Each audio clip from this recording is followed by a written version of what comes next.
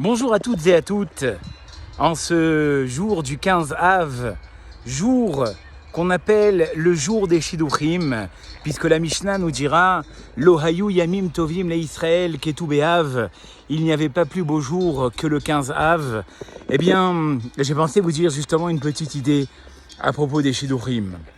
Là, il est ramené dans les Chachamim, c'est très connu, qu'il existe ce qu'on appelle le Zivug Rishon, la première destinée.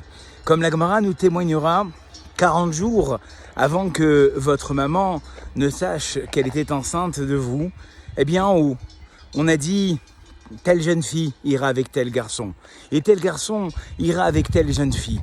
Alors, il n'y a pas plus beau jour pour se demander la question, pourquoi y a-t-il encore des gens qui aujourd'hui n'ont pas trouvé leur âme sœur?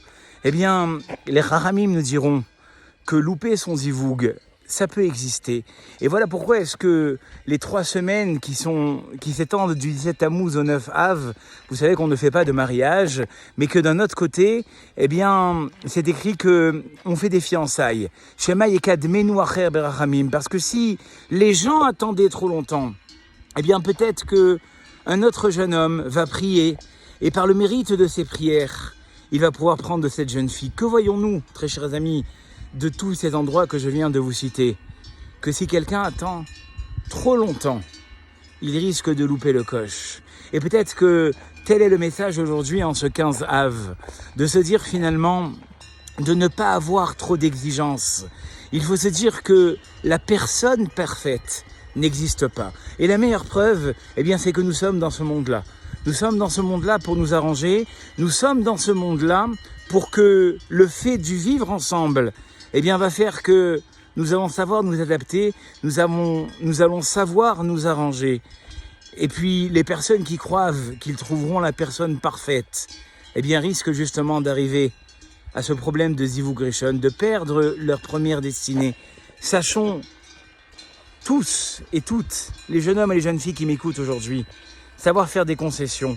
Si le jeune homme qui est en face de vous est un jeune homme de bonne famille, si le jeune homme qui est en face de vous a de quoi nourrir une famille, a de quoi pouvoir assurer, eh bien, une famille, pourquoi réfléchir aussi longtemps? Si la jeune fille qui se trouve entre vous a des qualités exceptionnelles, si la jeune fille qui se trouve en face de vous est capable d'être la mère de vos enfants, qu'est-ce que vous attendez de trouver plus parfait?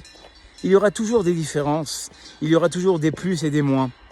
La seule personne qui finalement peut décider si véritablement elle veut avoir sa destinée, c'est vous et seulement vous. Et se dire que finalement, eh bien, Akadosh Baruch Hu, nous devons lui faire confiance. Nous devons faire confiance à Akadosh Baruch Hu qu'il va nous mettre notre zivug entre nos mains si nous savons ne pas être difficile. Eh bien, nous aurons le mérite, Be'ezrat Hashem. Vous aurez le mérite, parce que moi, Baruch Hashem, j'ai le mérite d'être marié, d'être depuis longtemps, mais vous aurez le mérite, eh bien, de pouvoir, Be'ezrat Hashem, construire un foyer Ne'eman Be'Israël.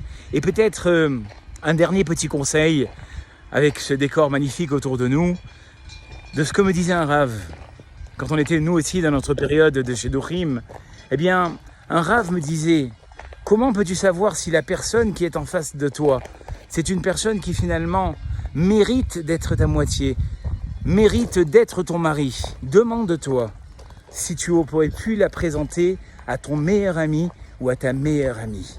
Et ça fera que finalement, si tu sens que oui, j'aurais pu la présenter à mon meilleur ami, j'aurais pu la présenter à ma meilleure amie, c'est que finalement la personne qui est en face de toi est la bonne.